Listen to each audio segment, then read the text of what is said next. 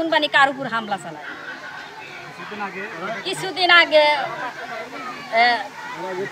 একটা ছেলেকে রাতে আক্রমণ করছে, ছেলেটা মাদ্রাসায় পড়ে দৌড়া চলে গেছে, সে ছেলেটা খুব ভয় পাইছে, দৌড়বো অবস্থায় ছেলেটা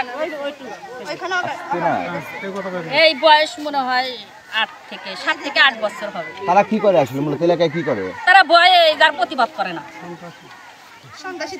আচ্ছা, এই যে যারা হত্যাকাণ্ড ঘটেছে তারা কারা? তারা এলাকায় কি করে বলেন তো একটু ভালো করে। নানা পেশায় আছে, মানে মদ গাজার ব্যবসা, তারপরে আপনার ওই হিরোইনের ব্যবসা ফাঁকে থেকে করে আসে, অস্ত্রের ব্যবসা আছে, পিস্তল, তারপরে এইগুলোর জন্য কেউ কি করে না, প্রতিবাদ করে না, ভয়ে আতঙ্কে থাকে সবসময় এলাকাবাসী।